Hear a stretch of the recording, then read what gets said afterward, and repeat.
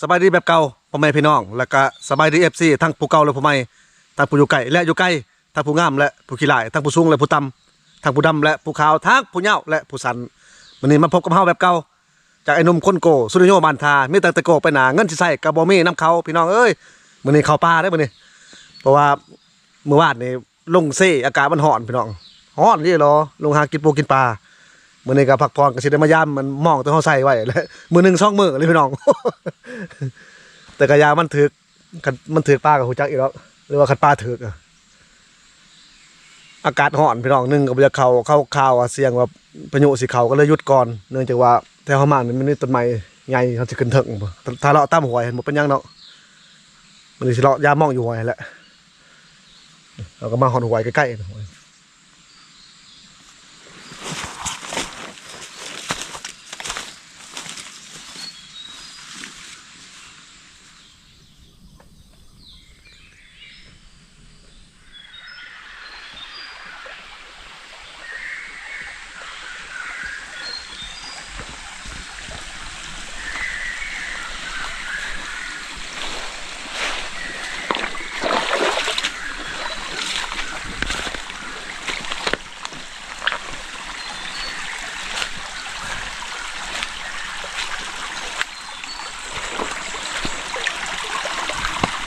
เฮามาแต่เช้าอย่าคือมืดพ้นเลยพี่น้องเอ้ย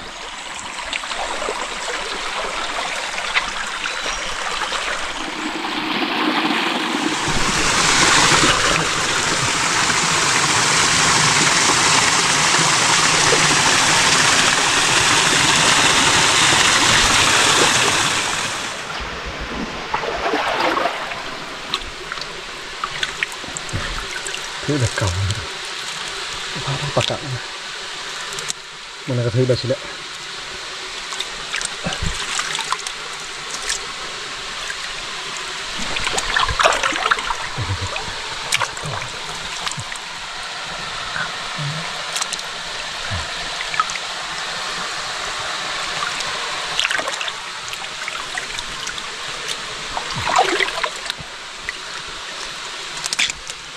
มองใส่ทีเดียวเดี๋ยวเลย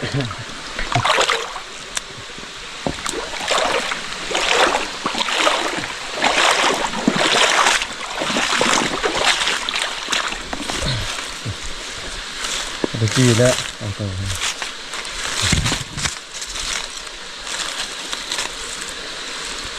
ใช่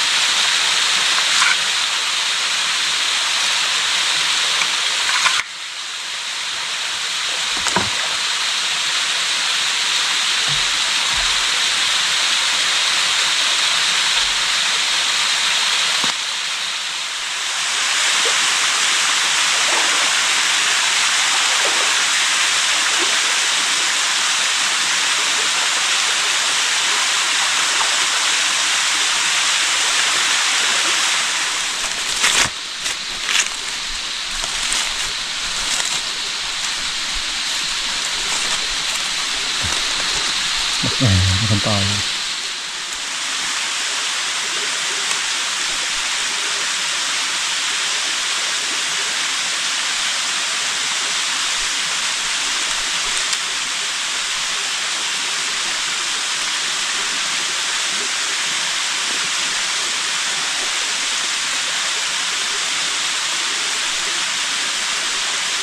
เขาเลาะมาตามชายหวยเลยเขาเลาะมายามมองมันนี่แหละว่าจะขึ้นไปต่อที่นั่นบอกว่าให้มันสุดอีเลยชั้นขนาดทางบ่เมื่อยบางที่เขาลัดขึ้นเทิงผู้นี่เขาสิพยายามแหวเลยพี่น้อง2-3 มื้อพยายามกับดักหมูปลาแหละเขาใส่ไว้แต่ว่าจะไปลบทางหวยที่ลัดต้องเบิ่ง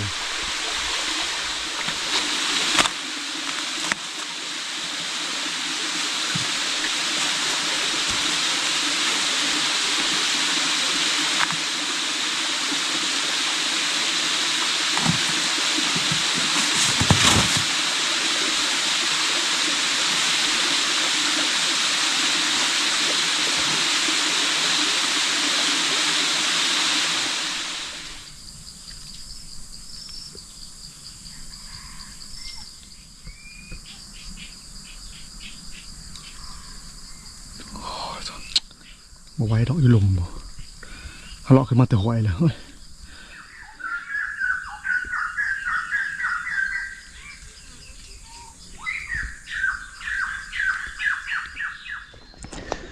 กระหอกมันลงตำคือเอาไปเนาะลงกันเลยเขาไอใส่เรียบร้อยเพราะบอกว่ามันไปดำนกกระทัวไปตรงนี้เขาลัดขึ้นมาจนก็ถึกทางเลยพอแห้งแต่คักไอใส่กระหอกยังไงไปเลยลงในใต้ตำคือเอาเลยลงกันเลย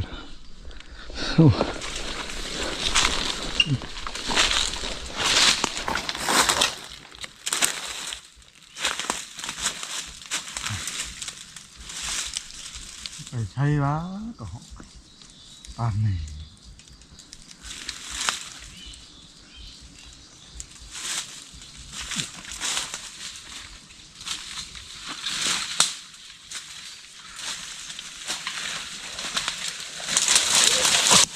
โอ้โอ้โอ้เพื่อโอ้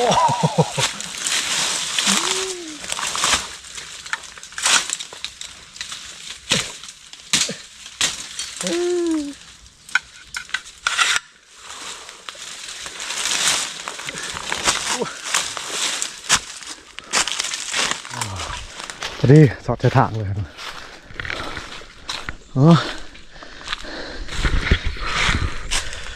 ของเครื่องในลมพี่น้องโอ้ยกำไม้ทางแก่เอากระมันกระหอกตัวหนึ่งเอาปักพอตัวหนึ่งคือยางต่ออัดเชลุจักเขาขึ้นเพิ่ม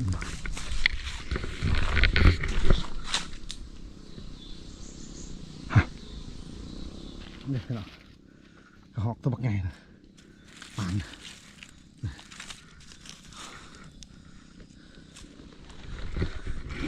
มันไปน้ำนกพี่น้องเลยบื้นขึ้นมาติลุมพ่อแห้งบ่นะโอ้รถจักรเขาขึ้นมักไงเถอะ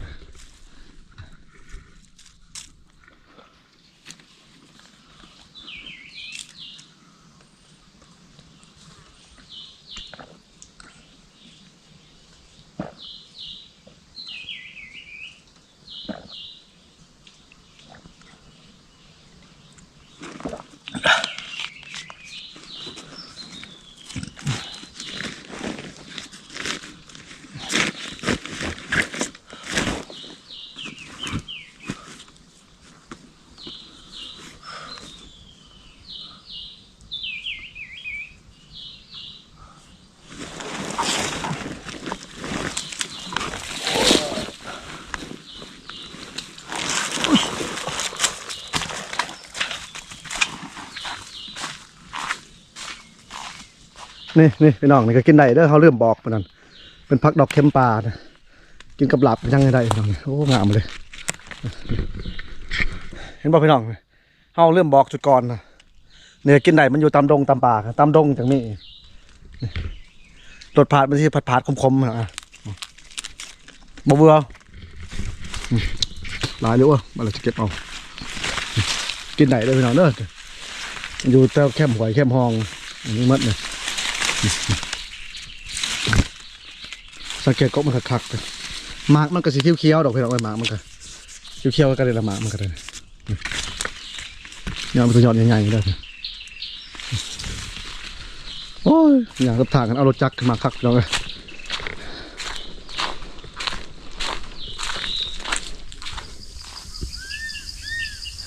แล้วใหญ่ไม่พอได้เลยแล้วแต่ปุ๊สูงสูงเป็นมาหอดถึงแล้วแหวเขากับดักเขาอยู่ลุมมันแหละนี่ก็หวยพี่น้อยตอนนี้ก็หวยเขายางตำคู่กลางเลย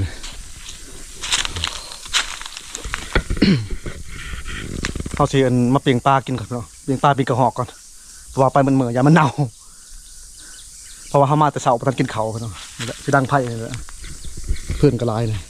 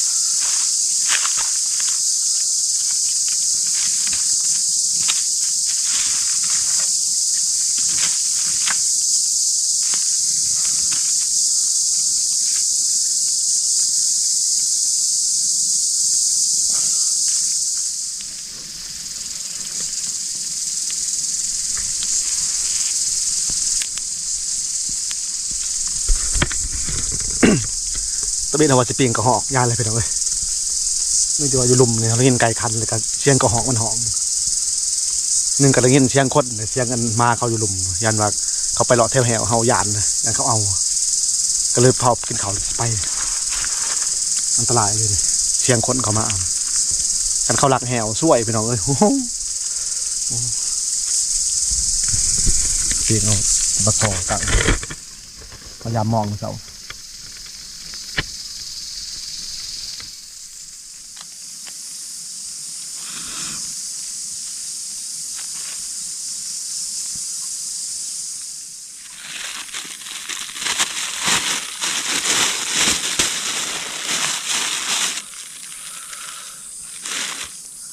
เขากินเขาแล้วไปรัดมันกระหอกมันไหลมันห้องกัน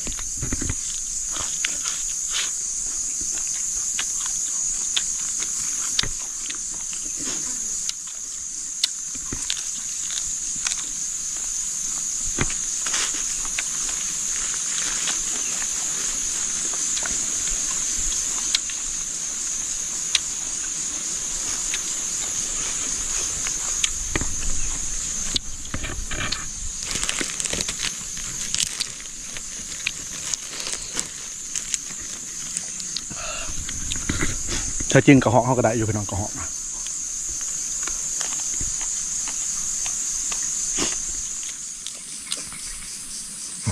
กระหอกออกมา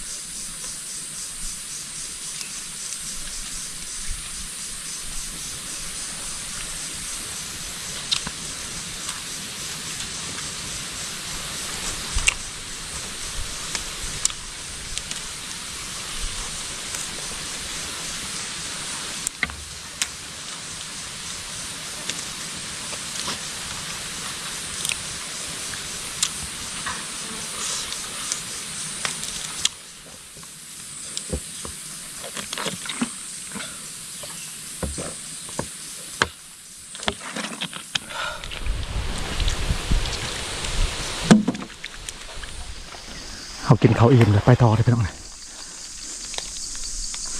กระหอกมันหองมันกอกลายโตอยู่อะไรยมไปรอด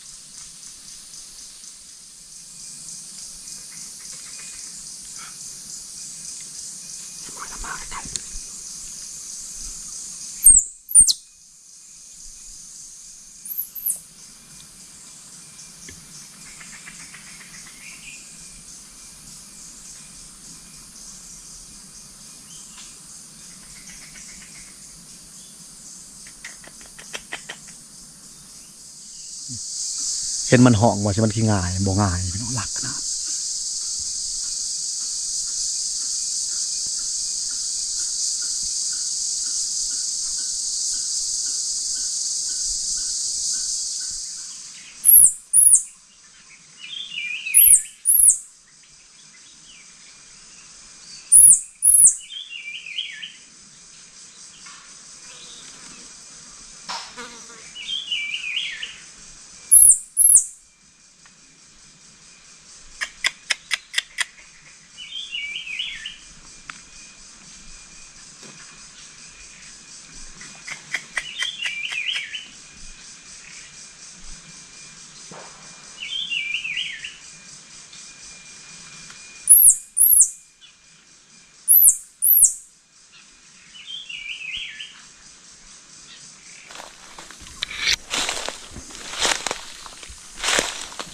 ย่างไปต่อไปน้องโอ้ยกระหอกบ่ง่ายเลยมันไหลกันเป็น10 กว่าโต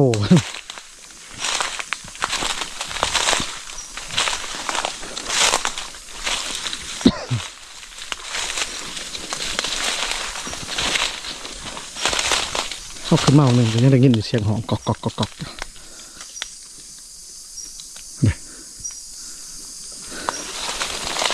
ชิเลาะลงยามแหวเขาก่อนบ้างลงยามกลับไปกับไม่ได้พี่น้องโคบรีรอนี่พี่น้องหนามมันสุดนี่แหละมันดุดอยู่เถอะเดี๋ยวมาลงมาใหม่พอ ยลงมาใหม่มาสุดก่อนเว้น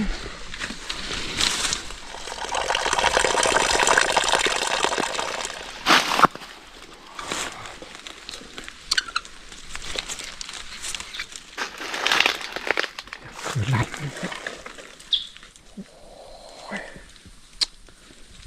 จะเป็นยังไงเยี่ยม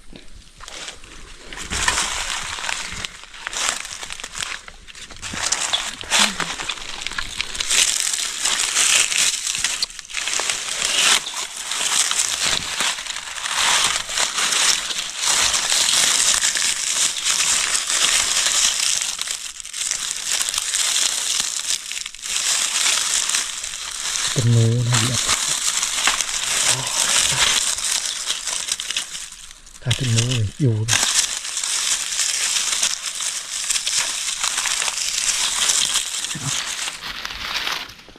เป็นเหม็น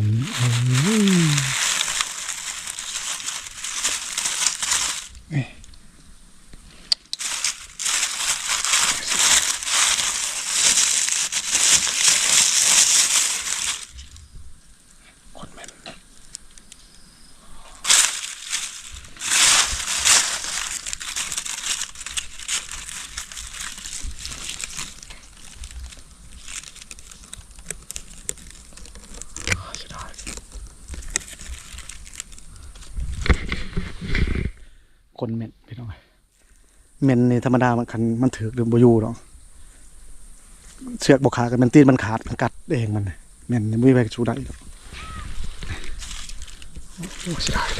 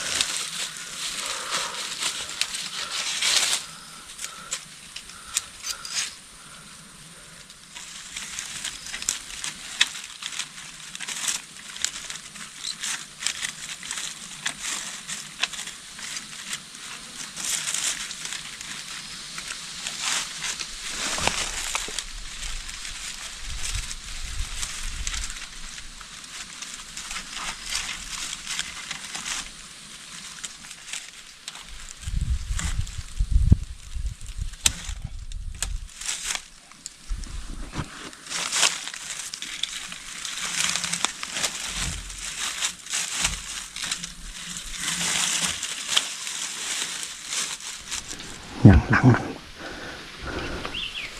มันบ่ทันลง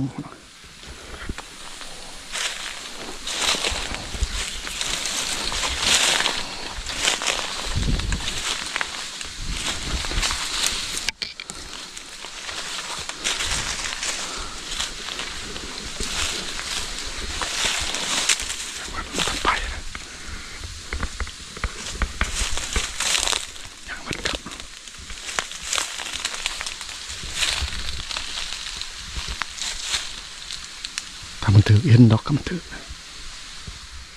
ปวดให้มาไปดูน้ำก็ยักบกเลย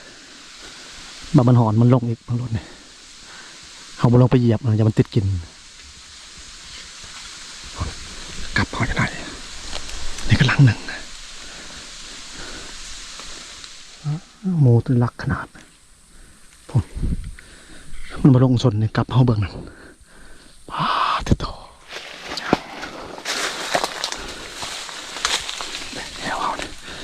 ขันเหว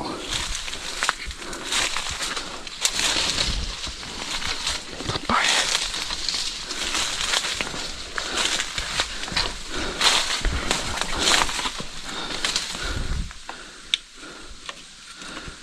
เว้นดอกเนี่ย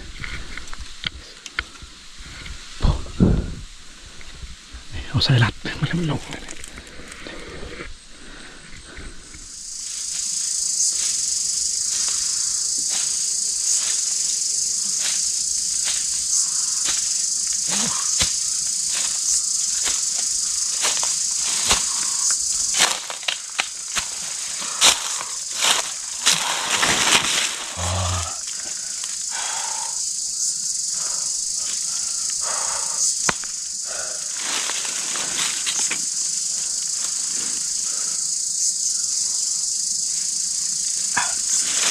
เมื่อยพี่น้องเอ้ยเขาจามกลับกับพิษผาดจนไหนเพราะว่าเมนน้อยนักจังถือมันคามันสั่นเห็นเตือน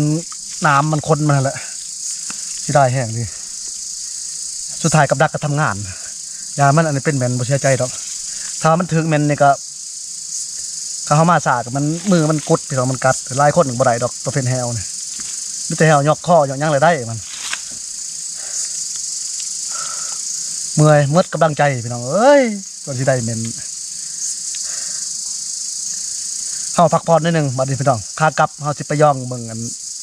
ไปเจาะเบิ่งกระหอกห้องมือเสาลายรีมันห้องจะสิเรากลับหมดละ